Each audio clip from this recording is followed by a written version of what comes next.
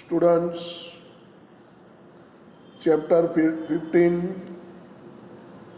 introduction of graphs, उसमें exercise 15.1 example number 4 तक हमने एग्जाम्पल सॉल्व किए थे।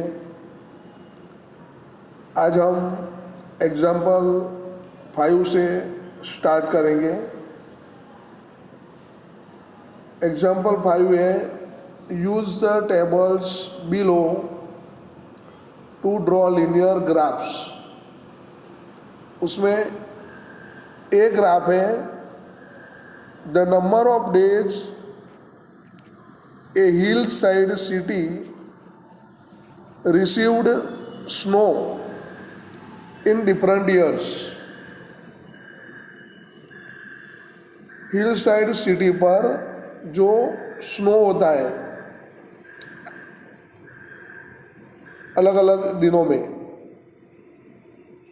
तो नंबर ऑफ ईयर्स जो है अलग अलग ईयर्स में कितने डेज स्नो फॉलिंग हुआ था वो यहाँ पर दिखाया हुआ है। ईयर 2003 में 8 डेज स्नो फॉलिंग था, 2004 में 10 डेज स्नो फॉलिंग था, 2005 में 5 डेज स्नो फॉलिंग था और 2006 में 12 डेज ऐसे थे जिस दिन स्नो फॉलिंग हुआ। यहाँ पर सॉल्यूशन दिखाया हुआ है, linear graph to show snow fall in different years. अलग अलग साल में कितने दिन स्नो फॉलिंग हुआ वो यहाँ पर दिखाया हुआ है, अलग अलग साल में कितने दिन। तो एक्स एक्सिस जो है, यानी एक्स एक्सिस पर ईयर्स दिया हुआ है, 2003, 2004, 2005, 2006। वाई एक्सिस पर नंबर ऑफ डेज दिए हैं, 2, 4, 6, 8, 10, इस तरह नंबर ऑफ डेज दिए हैं। तो on the y axis 1 centimetre is equal to 2 days लेके ये ग्राफ ड्रॉ किया हुआ है। तो कोष्टक में 2003 में 8 डेज स्नो फॉलिंग हुआ था, यानी 8 पर डॉट है, देखो आप। 2004 में 10 डेज थे, 2005 में 5 डेज थे और 2006 में 12 डेज थे। तो सभी डॉट जो किए हमने उसको स्ट्रेट लाइन से हमें जोड़ना है। स्ट्रेट लाइन से जोड़ेंगे और ग्राफ तैयार करेंगे। तो इस तरह सेकंड एग्जांपल है B, population in thousands of men and women in a village in different years।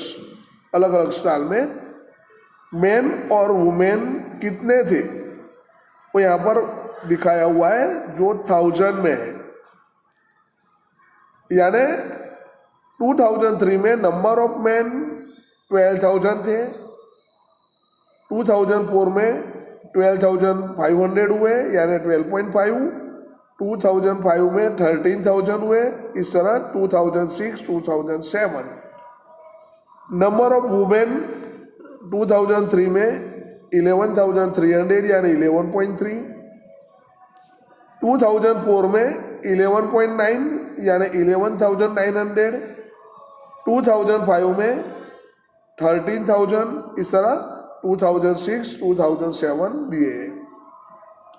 Now draw 2 perpendicular lines on the graph paper. 2 perpendicular line यानी एक्स एक्सिस और वाई एक्सिस ड्रॉ करना है। Take year along x axis.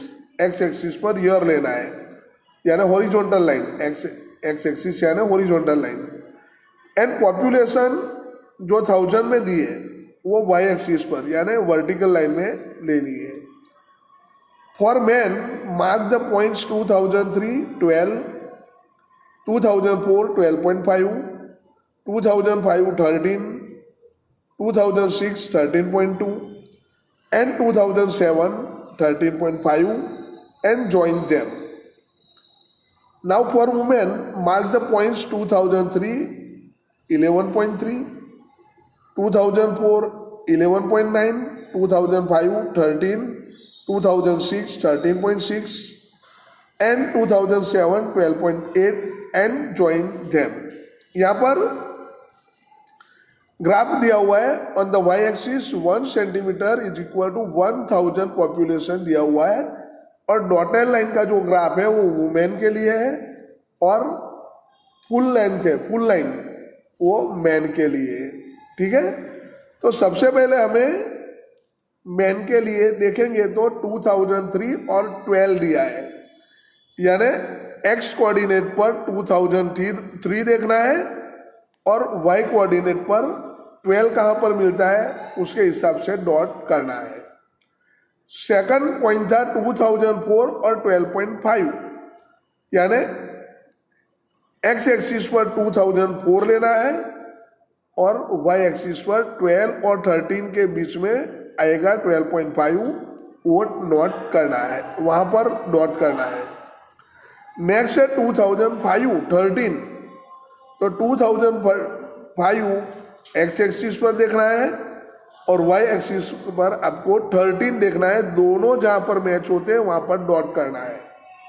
इस तरह सभी point हमें denote graph में करना है. मैन के सभी पॉइंट हो जावे 5 पॉइंट, उसके बाद उसको फुल लाइन से स्केल से जोड़ना है. अब देख रहे हो यहाँ पर नंबर ऑफ ईयर्स, यानी ईयर्स जो दिया है वो वाई एक्स एक्सिस पर है और पॉपुलेशन जो 1000 में दिया है वो वाई एक्सिस में है.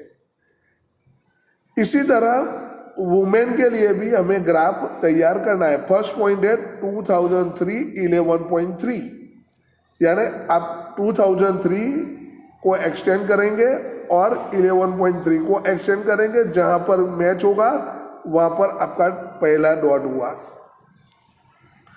बाद में है 2004 11.9, तो वो भी 2004 एक्स एक्सिस पर से ऊपर लेना है और 11.9 वाई एक्सिस पर से लोकेट करना है. दोनों जहां पर मैच होते हैं वहां पर हमारा दूसरा पॉइंट लोकेट होगा. इस तरह वुमेन के 5 पॉइंट्स जो है वो डॉट करने हैं. अपने ऊपर मेंशन किया है वुमेन के लिए डॉटेड लाइन है, तो यहाँ पर ग्राफ हमें डॉटेड लाइन से जोड़ना पड़ेगा. ग्राफ हमें डॉटेड लाइन से जोड़ना पड़ेगा. नाउ नेक्स्ट एग्जांपल था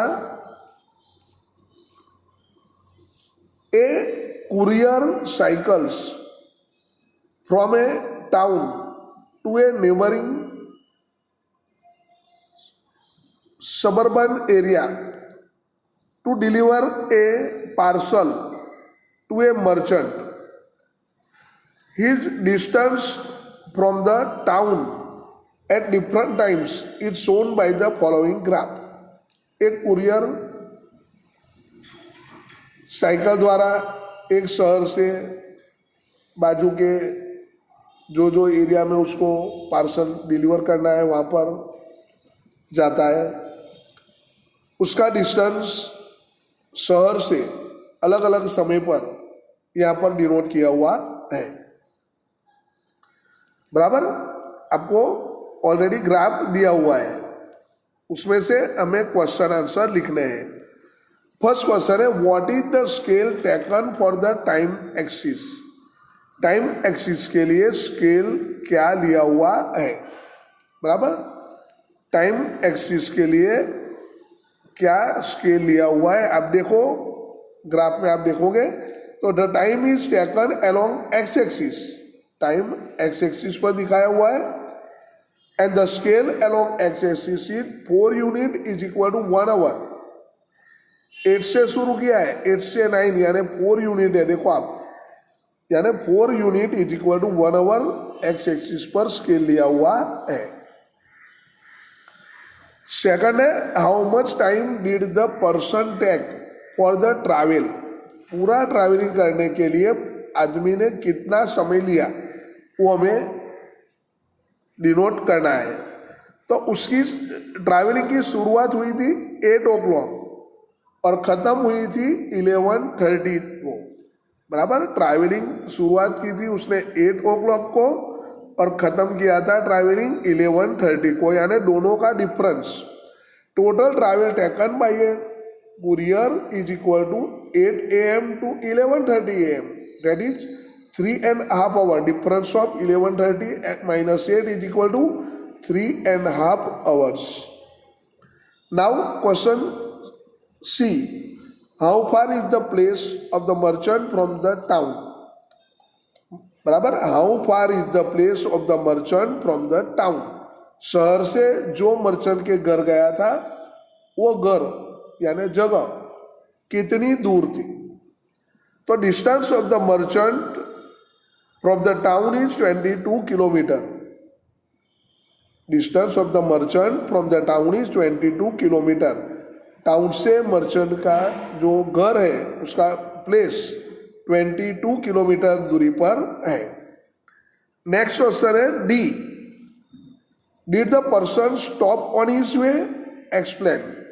क्या आदमी रास्ते में कोई जगह पर स्टॉप हुआ था, स्टॉपेज किया था उसने, वो एक्सप्लेन करना है। तो यहाँ पर आप ग्राफ देखोगे तो आपको ख्याल आएगा कि स्ट्रेट लाइन है, 16 किलोमीटर पर वो हाफ आवर तक रेस के लिए वहाँ पर खड़ा था, बराबर। आप देख सकते हो 10 to 10:30 में 16 किलोमीटर डिस्टेंस पर वो रेस के लिए खड़ा था।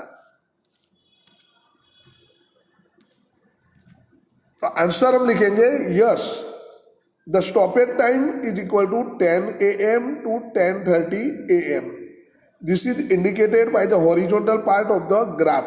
ग्राफ में हॉरिजॉन्टल पार्ट आपने अभी मैंने बताया, उसके हिसाब से वो डिनोट कर रहा है कि वो रास्ते में कोई जगह पर स्टॉपेज के लिए खड़ा था। Now next question E. During which period did he ride fastest? कौन से पीरियड में उसने अपनी सवारी एकदम फास्ट की? तो ही road fastest between 8 a.m. And 9 a.m. जब शुरुआत की तब उसने एकदम फास्ट सवारी की थी। 8 to 9 यानी 8 to 9 आवर्स यानी 1 आवर के अंदर उसने 10 किलोमीटर डिस्टेंस राइड किया था। बाद में 9 to 10 उसने 10 to 16 6 किलोमीटर। बाद में 10:30 to 11:30 16 to 22 6 किलोमीटर, यानी सबसे ज्यादा डिस्टेंस कवर उसने फर्स्ट आवर में 10 किलोमीटर किया था। Now next question.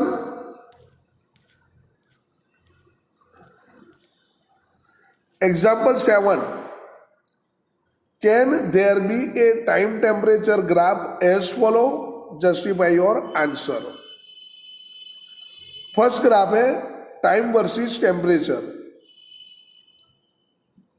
जैसे जैसे टाइम बढ़ता है टेम्परेचर इंक्रीज होता है फर्स्ट ग्राफ में।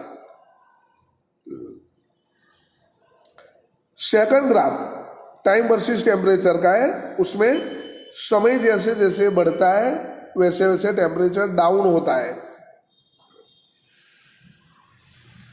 थर्ड ग्राफ है कोई एक समय पर टेम्परेचर बिल्कुल कांस्टेंट रहता है। Suppose 1 AM 1 PM temperature constant ही रहता है। फोर्थ ग्राफ है समय जैसे बढ़ता है टेम्परेचर कांस्टेंट ही रहता है। 4 o'clock 5 o'clock 6 o'clock 7 o'clock temperature constant रहता है। ये चार ग्राफ आपको यहाँ पर दिखाए हैं। तो आपको can there be a time temperature graph as follows? Justify your answer. चार ग्राफ मैंने आपको एक्सप्लेन किए। तो in case of third the graph shows different number of temperatures at the same time which is not possible. Third graph जो है वो एक ही समय पर अलग अलग टेम्परेचर दिखाता है, वो ग्राफ पॉसिबल होगा नहीं, बाकी तीनों ग्राफ पॉसिबल हो सकते हैं। So case third does not represent a time temperature graph. Third graph जो है वो टाइम टेम्परेचर ग्राफ नहीं है। Now exercise 15.2, plot the following points on a graph sheet, verify if they lie on a line. एक line में आए हुए हैं, वो भी वेरीफाई करना है। पांचों पांच पॉइंट जो है पहले प्लॉट करने हैं, बाद में उसका आंसर देना है। तो A40 यानी x का वैल्यू 4 और y का वैल्यू 0 यानी x एक्सिस पर ही आएगा A.40। सेकंड पॉइंट B 4 2 यानी x एक्सिस पर जो है वो 4 लेना है और y एक्सिस पर 2 लेना है। दोनों जहां पर मैच होते हैं वहां पर पॉइंट B डिनोट करना है, B is 4 2।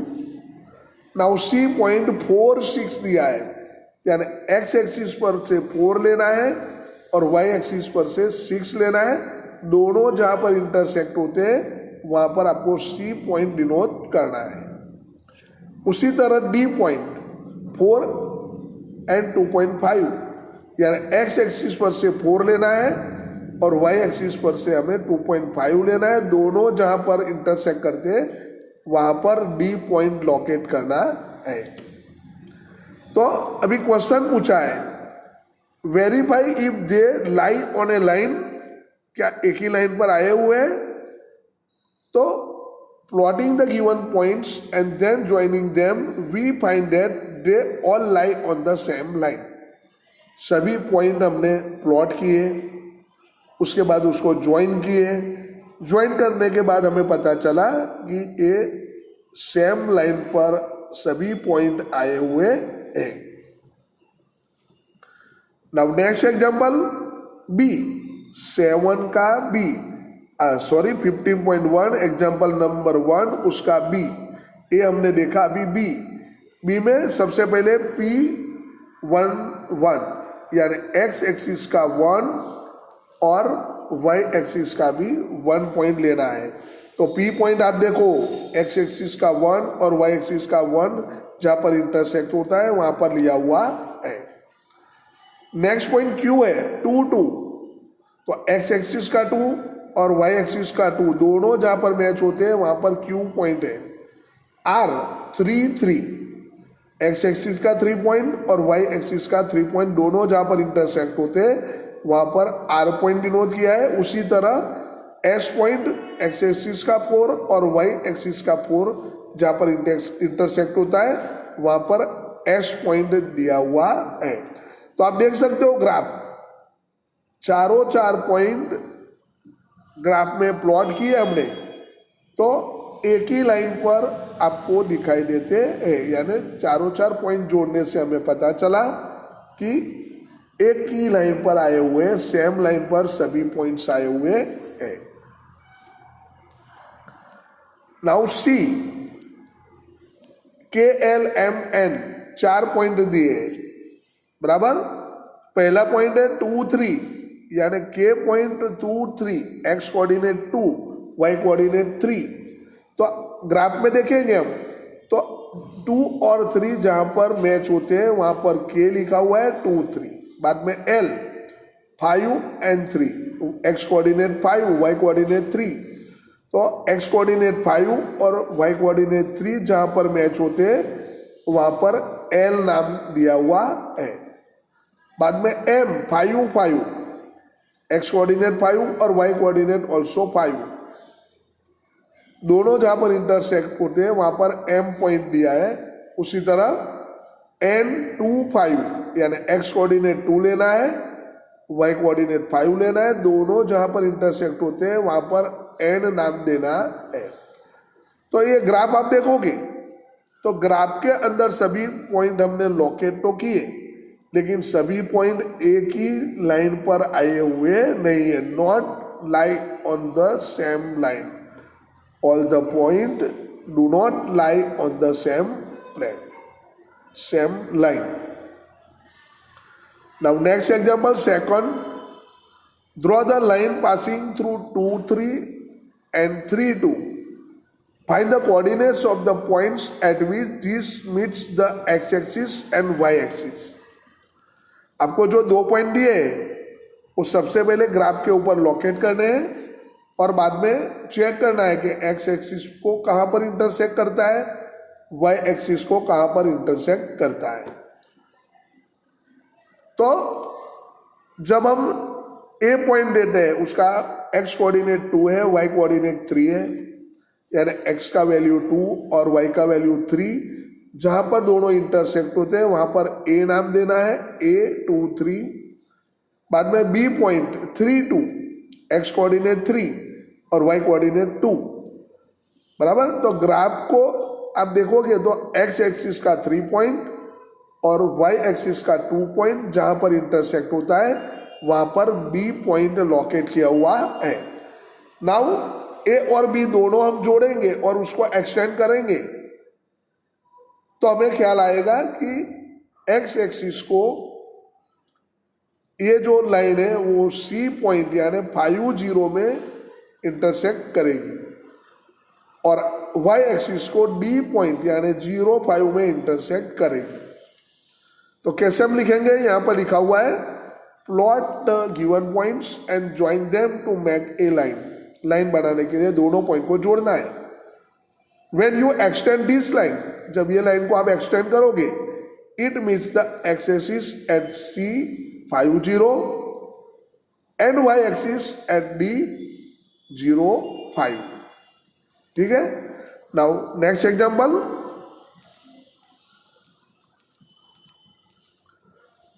third, write the coordinates of the vertices of each of these adjoining figures.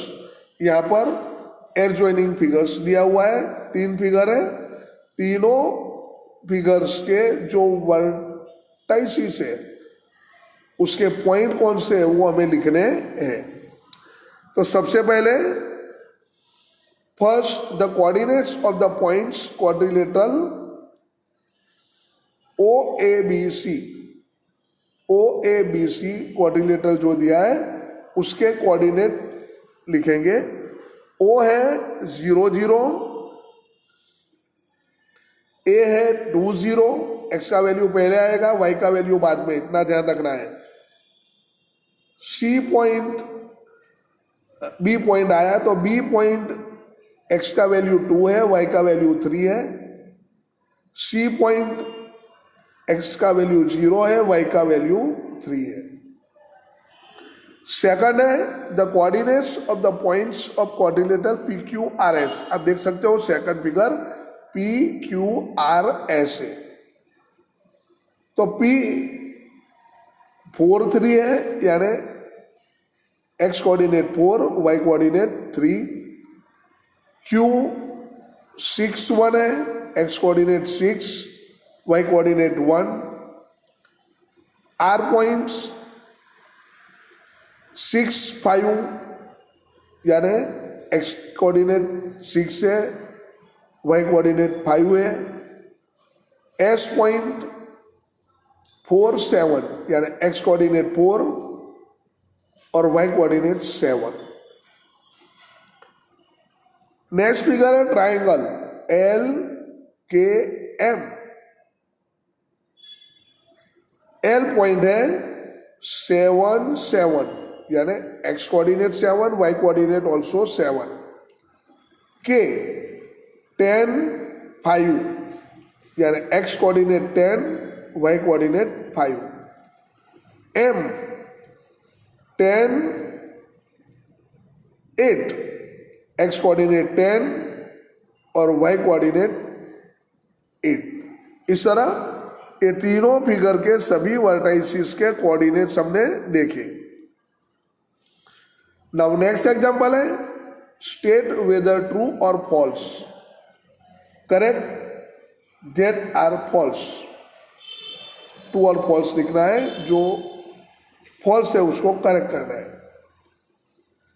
First है ए point whose x coordinate is 0 and y coordinate is non-zero will lie on y axis। x coordinate 0 है और y coordinate कोई value है, तो कौन से axis पर है? यहाँ पर लिखा है is non zero will lie on y axis, y axis पर आया हुआ है। एक्स का वैल्यू 0 और वाई का वैल्यू कोई भी है, यानी ओ वाई पर आया हुआ है, यानी सही है, ये स्टेटमेंट ट्रू है। Now second, A point whose y coordinate is 0 and x coordinate is 5 will lie on y axis। y coordinate 0 है और x coordinate 5 है, यानी o x पर आया हुआ है, o x यानी x एक्सिस पर आया हुआ है, तो ये स्टेटमेंट गलत है, फॉल्स है। Correct statement is a point whose y coordinate is 0 and x coordinate is 5 will lie on x axis at a distance 5 units from origin। Now coordinates of the origin are 0 0। सही है, x axis और y axis दोनों का value 0 origin में आएगा, origin में 0 0 आएगा, ये स्टेटमेंट ट्रू है। Students, now next exercise next lecture में देखेंगे। ओके।